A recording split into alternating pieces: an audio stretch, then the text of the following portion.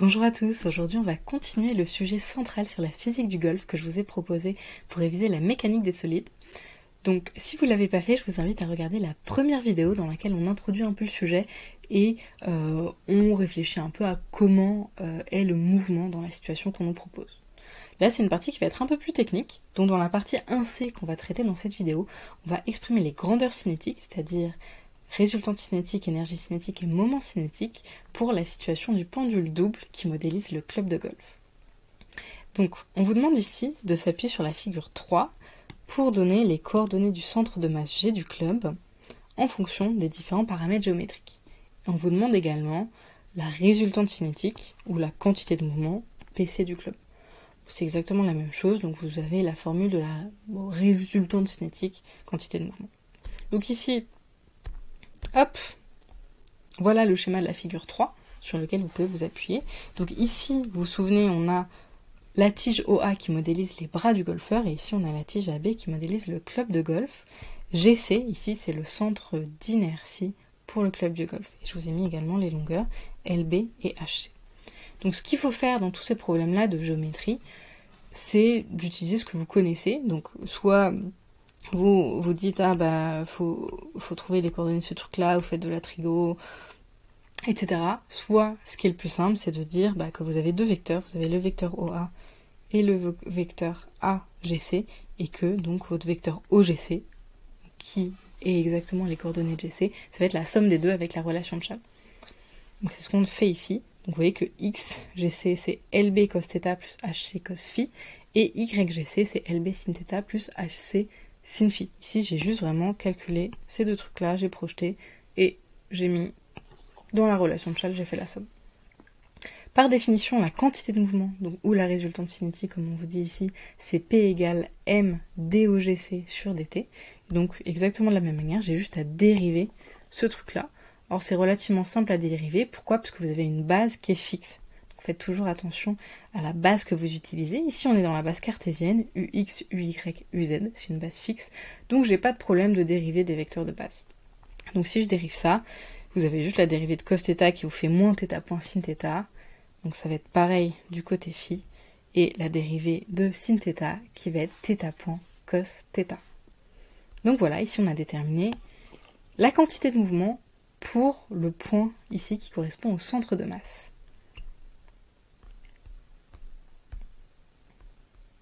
Ensuite, on vous demande de donner l'énergie cinétique des bras.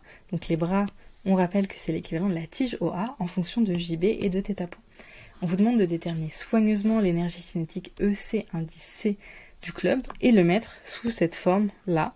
Vous voyez que vous avez une énergie cinétique qui va être liée à la rotation autour de θ point, une qui va être liée à la rotation autour de phi point, et ensuite vous avez un espèce de mélange des deux ici.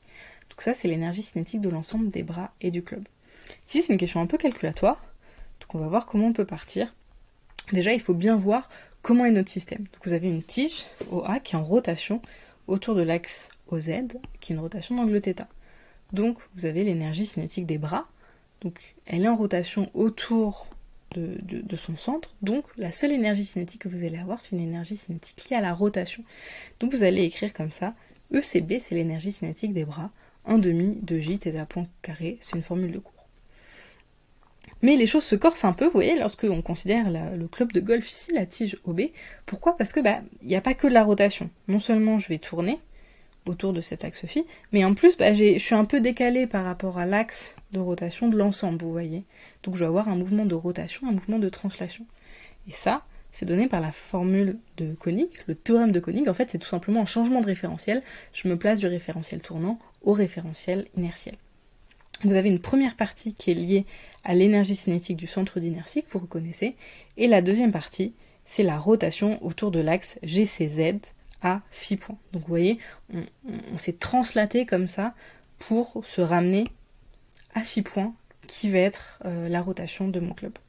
Donc faites attention pour ça, juste un petit point d'attention, c'est que la rotation autour de cet axe-là, GCZ, elle se fait avec un autre moment d'inertie, qui est JC point. Vous voyez, c'est celui qu'on vous donnait, si vous vous souvenez, hop, si je remonte rapidement, au tout début ici, de la partie 1B dans le modèle du pendule double, on vous disait qu'on admettait une certaine formule pour JC'. Et donc là, normalement, si on a le théorème de Koenig, c'est le truc important à voir pour résoudre cette question, bah, on a juste à faire les calculs. Alors c'est des calculs un tout petit peu techniques. Donc j'utilise l'expression de JC', je sais que c'est JC moins MC HC carré, et je peux avoir comme ça l'énergie cinétique qui est liée à la rotation, déjà. Donc c'est 1/2 de JC' phi point carré, et donc j'injecte ce truc-là ici. Donc ça, c'est l'énergie que j'ai encadrée ici en bleu. Donc ensuite, pour le théorème de Koenig, il nous manque juste l'autre partie de l'énergie. Et donc, pour ça, bah, il faut utiliser ce qu'on a calculé précédemment avec V de GC au carré. Donc si je prends ici P, vous voyez que P c'est mv, donc ici, en fait, j'ai la vitesse de OGC. Donc je la développe, je la mets au carré, donc c'est le produit scalaire de chacune de ces coordonnées, ça me donne ça. Et là, bah, je développe les deux carrés que j'ai. Vous voyez que je vais avoir des termes comme ça. Donc là, je les ai un peu semi-développés, parce que j'ai repéré qu'il y avait des termes qui pouvaient se mettre en facteur. En fait, c'est les termes qui sont issus des doubles produits à chaque fois, vous voyez. En fait, vous allez avoir des termes très similaires issus des doubles produits. Et donc, ce qui est pratique, c'est que là, je reconnais, en fait, une formule de trigo. Je reconnais sin θ, sin phi, cos θ, c'est cos phi moins θ, et du coup, c'est cos bêta. Et donc ensuite, vous allez avoir les simples produits qui sont mis sous cette forme-là. Pourquoi? Pareil, en utilisant une formule trigo qui est sin carré plus cos carré est égal à 1. Donc là, vous voyez que vous allez avoir votre sin carré, votre cos carré, qui est égal à 1. Et donc tout se simplifie, et ça vous donne cette formule-là. Et donc finalement, j'ai déterminé l'énergie, la deuxième énergie cinétique qu'on appelait ECC, qui s'écrit sous cette forme-là. Donc là, j'ai juste réécrite celle qu'on a trouvée qui est liée à VGC au carré, et celle de tout à l'heure qui est liée à la rotation autour de l'axe AGC. Et donc finalement, je peux mettre l'énergie cinétique totale sous la forme qui est demandée. Donc là, pareil, je fais juste la somme. Je reconnais les deux énergies qui sont liées à la rotation et l'énergie qui est liée à VGC qu'on a calculée. Et donc, je vais repérer les termes qu'on nous demande. Vous voyez que vous avez des termes en θ point carré ici. Vous avez des termes en phi point carré, ces deux-là. Et ensuite, vous avez des termes mixtes en θ point phi point cos bêta. Donc, je les ai mis de couleurs différentes. Et si je les trie, en fait, je retrouve exactement la forme qu'on nous demandait dans l'énoncé. Donc, avec C qui est égal à MC LB carré plus JB, D qui est égal à JC, et E qui est égal à 2 LB HC. Donc voilà, ça c'est une question un peu calculatoire, qui n'est pas insurmontable. Je pense que le point le plus important, c'est qu'il faut vraiment avoir le théorème de Koenig, parce que si vous n'avez pas le théorème de Koenig, vous vous en souvenez plus, bah c'est compliqué. Et c'est que le début, parce que ça va être encore des choses qui ressemblent dans la suite du sujet. Une fois que vous avez ça, c'est des calculs, il faut être rigoureux, il faut faire attention aux signes, etc. Bien voir les formules de trigo, mais sinon, il n'y a rien d'insurmontable.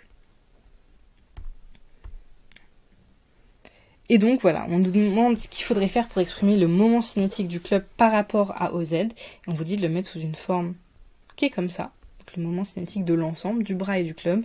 Donc là, bah, c'est exactement le même principe, vous vous en doutez bien.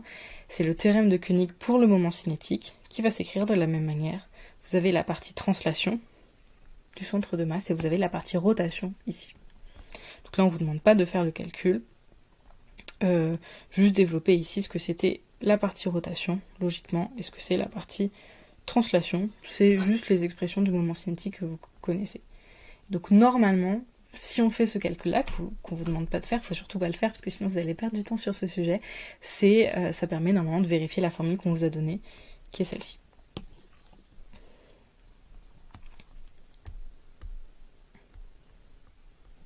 Voilà pour ça, on va s'arrêter là pour aujourd'hui.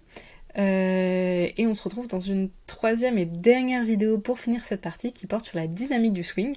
Maintenant qu'on a défini comment bouger notre pendule avec le modèle du pendule double, qui prend en compte les bras et le club, on va regarder ce qui se passe pour ce mouvement de rotation et essayer de déterminer les grandeurs dynamiques. N'hésitez pas à me dire en commentaire si vous aimez bien ces vidéos et si ça vous est utile pour vos révisions. Et n'hésitez pas à partager si la chaîne vous plaît.